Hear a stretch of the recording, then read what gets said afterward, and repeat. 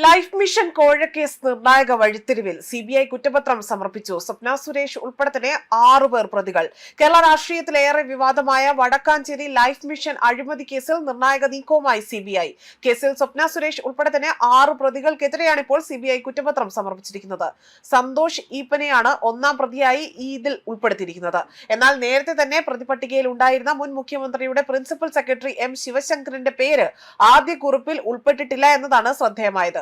അതുമാത്രമല്ല 2018 മഹാപ്രളയത്തിന് പിന്നാലെ തന്നെ ദുരന്ത ബാധിതർക്കായി തന്നെ ആരംഭിച്ച വടക്കാഞ്ചേരി ലൈഫ് മിഷൻ ഭവന പദ്ധതി പിന്നീട് കോടികളുടെ കമ്മീഷൻ വിവാദത്തിലേക്ക് വഴിമാറുകയാണ് ചെയ്തത്. റെഡ് ക്രോസിന്റെ സാമ്പത്തിക സഹായത്തോടെ കൂടി തന്നെ അവിടെ നടപ്പിലാക്കിയ പദ്ധതിയിൽ ഏകദേശം 4 കോടി രൂപ കമ്മീഷനായി തന്നെ തട്ടിയെടുത്തു എന്നതാണ് സിബിഐയുടെ കണ്ടെത്തൽ.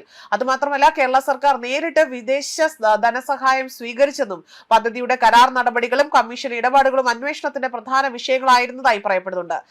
റെഡ് ക്രോസിന്റെ അവിടെ നിന്ന് ലഭിച്ച 21 കോടി രൂപയുടെ ആ വിനിയോഗവുമായി ബന്ധപ്പെട്ട ക്രമക്കേടുകളാണ് കേസിന്റെ അടിസ്ഥാനമായി തന്നെ മാറിയത്. വടക്കാഞ്ചേരി മുൻ MLA അനിൽ അക്കര നൽകിയ പരാതിയുടെ അടിസ്ഥാനത്തിൽ സിബിഐ അന്വേഷണം ആരംഭിച്ചതും ഏറെ രാഷ്ട്രീയ വിവാദങ്ങൾക്ക് കാരണമായ ഈ കേസിൽ സമർപ്പിച്ചിരിക്കുന്ന കുറ്റപത്രം ഇനി ഇനി നിയമ നടപടികളിലൂടെ തന്നെ നിർണായക ഘട്ടത്തിലേക്ക് അതിന് തുടക്കം കുറിക്കുകയാണ് ചെയ്യുന്നത്.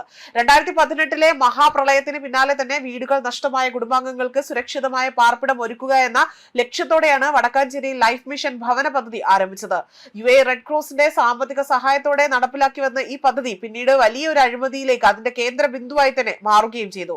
വിദേശ സഹായം സ്വീകരിച്ച രീതി, കരാർ നടപടികൾ, ഇടനിലക്കാരുടെ പങ്ക് എന്നിവയെല്ലാം തന്നെ വലിയ ചർച്ചകൾക്ക് വഴിവെച്ചിട്ടുണ്ട്. അന്വേഷണത്തിൽ പുറത്തുവന്ന വിവരങ്ങൾ പ്രകാരം വലിയ രീതിയിൽ കോടികളുടെ ഒരു അഴിമതിയാണ് ഇതിലൂടെ കണ്ടെത്താൻ സാധിച്ചിരിക്കുന്നത്. മാത്രമല്ല ഇതാകട്ടെ കേസിലെ നിർണായക സാക്ഷിയായി പിന്നീട് മാറിയ സ്വപ്ന സുരേഷ് പദ്ധതിയുമായി ബന്ധപ്പെട്ട നിരവധി വെളിപ്പെടുത്തലുകൾ നടത്തിയിരുന്നു. ഈ വെളിപ്പെടുത്തലുകളാണ് കേസിന് ദേശീയ ശ്രദ്ധ നേടിക്കൊടുത്തതും. ഇതിനോടൊപ്പം തന്നെ വിദേശ സംഭാവന നിയന്ത്രണ നിയമം, അഴിമതി നിരോധന നിയമം, ഇന്ത്യൻ ശിക്ഷാ നിയമത്തിലെ തന്നെ വിവിധ വകുപ്പുകൾ എന്നിവയും അന്വേഷണത്തിന്റെ ഭാഗമായി തന്നെ പരിശോധിക്കപ്പെടുന്നുണ്ട്. വടക്കാഞ്ചേരി മുൻ MLA ആയ അനിൽ അക്കര നൽകിയ പരാതിയുടെ അടിസ്ഥാനത്തിൽ വലിയ രീതിയിൽ ഇത് ചർച്ച ചെയ്യപ്പെടുകയാണ്. ഇതിന്മേലാണ് ഇപ്പോൾ തുടർ നടപടികൾ സ്വീകരിച്ചിരിക്കുന്നത്. നിരവധി ഉദ്യോഗസ്ഥരെയും ബന്ധപ്പെട്ട വ്യക്തികളുടെയും മൊഴികളും അന്വേഷണ സംഘം ഇപ്പോൾ രേഖപ്പെടുത്തി വരികയാണ്. അതോടൊപ്പം തന്നെ അതേസമയം ശിവശങ്കറിന്റെ പേര് ആദ്യ കുറ്റപത്രത്തിൽ ഇല്ല എന്ന് കേസിന്റെ ഭാവി അന്വേഷണത്തിൽ വലിയ ചർച്ചയ്ക്ക് വഴിവെച്ചിരിക്കുകയാണ്.